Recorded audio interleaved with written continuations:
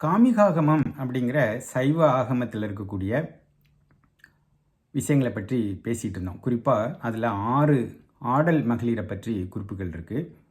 முதல்ல ருத்ர கணிகை அப்படிங்கிற ஒரு பேர், அப்புறம் ருத்ர கன்னிகை அப்படிங்கிற 2வது பேர், 3வதா ருத்ர தாசி, 4வதா ராஜ கணிகை, 5வதா கிராம கன்னிகை, 6வதா கிராம தாசி அல்லது தாசி அப்படிங்கிற பேரில் இருக்கக்கூடிய ஆடல் மகளிர். இவங்களோட பணி கோயிலில் என்ன அப்படிங்கிறத பற்றியும், இவர்கள் மூலமாக பிறந்தவர்கள் அவர்கள் செய்யக்கூடிய ஆலயங்களில் செய்யக்கூடிய பணிகளை பற்றியும் குறிப்பிட்டிருந்தேன். இந்த குறிப்புகள் மூலமாக சொல்ல வர்ற செய்தி என்ன அப்படின்னா, இந்த நூல்களில் இருக்கக்கூடிய செய்தி என்ன அப்படின்னா, குறிப்பாக காமிகாகமம் போன்ற சைவ ஆகமங்கள் எழுதப்பட்ட காலம் அப்படின்னு பார்க்கும்போது 6லிருந்து 9ஆம் நூற்றாண்டு வரைக்கும் சொல்லப்படலாம். 6லிருந்து 9ஆம் நூற்றாண்டு வரை பக்தி இலக்கிய காலம்னு சொல்கிறோம் இல்லையா, அந்த சமயத்தில் தான் இந்த ஆகம நூல்கள்லாம் எழுதப்பட்டிருக்கு.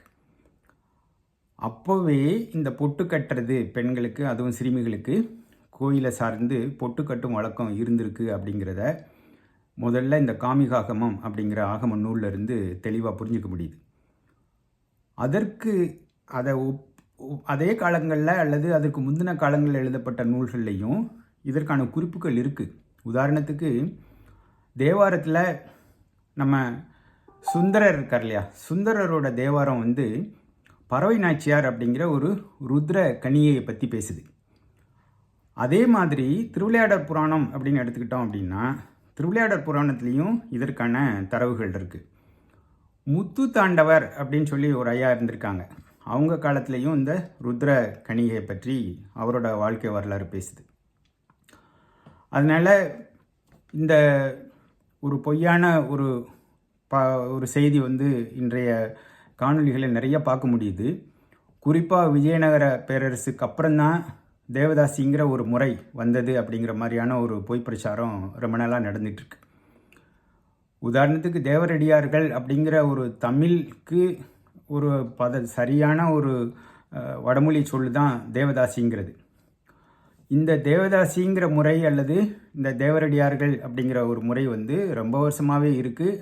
அதுவும் ரொம்ப பழமையான ஒரு விஷயமா பார்க்க வேண்டியிருக்கு. காரணம் என்னென்னா, ஆகமங்கள்லேருந்து, புராணங்கள்லேருந்து, ஸ்தல புராணங்கள்லேருந்து இந்த பரத்தையர்கள் வீதி, அப்புறம் தாசிகளோட வீதி அப்படிங்கிற விஷயம் ஆகமங்களில் குறிப்பு இருக்குது, சிற்பசாஸ்திர நூல்களில் குறிப்பு இருக்குது, அப்புறம் வாஸ்து சாஸ்திர நூல்கள் இருக்குல்ல, அங்கேயும் குறிப்பு இருக்குது. ஒரு கிராமம் ஒரு அமையுது அப்படின்னா அந்த கிராமத்தில் கோயிலை சுற்றி இருக்கக்கூடிய வீதிகளில் ஒரு வீதியோட பேர் தான் பரத்தையர் வீதின்னு இருக்குது, தாசிகளோட வீதின்னே இருக்குது. அதனால் அந்த காலத்தில் இதுக்கு முக்கியத்துவம் அப்படிங்கிறத விட இது பரவலாக எல்லா இடத்துலையும் இருந்திருக்கு அப்படிங்கிறது தான் உண்மையாக இருக்குது.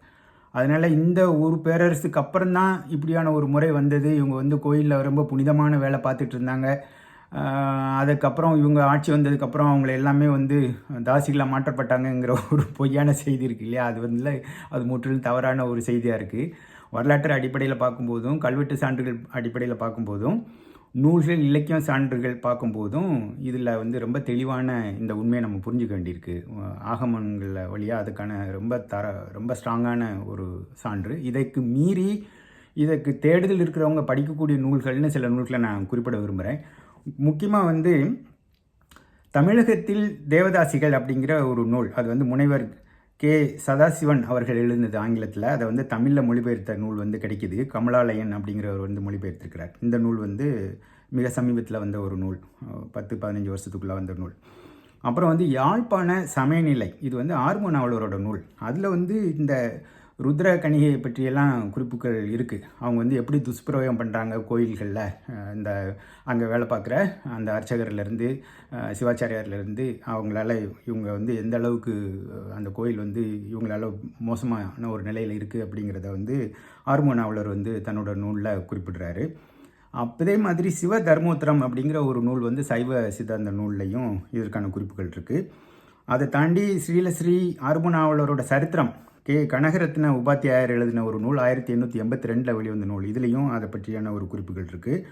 முத்துத்தாண்டவர், அதாவது 1525 1600 வரைக்கும் இருந்த ஒரு தமிழ் பெரியவர். நம்ம வந்து மும்மூர்த்திகள்னு இசைக்கு வந்து சொல்லக்கூடியவங்க. அதில் வந்து அருணாச்சல கவிராயர் இருக்கார், மாரிமுத்தா பிள்ளைன்னு இருக்கார், அதுக்கு அடுத்து வந்து முத்துத்தாண்டவர் இருக்கார். இந்த வரிசையில் வர்ற அந்த தமிழிசை சார்ந்த ஒரு ஐயாவோட சரித்திர நூல்களையும் இந்த ருத்ர கணிகையை பற்றி குறிப்பு இருக்குது. அவங்களோட சொந்த ஊர்லேயே வந்து இருந்த ஒரு சிவபாக்கியம் அப்படிங்கிற ஒரு ருத்ர கணியை பற்றி குறிப்பு இருக்குது.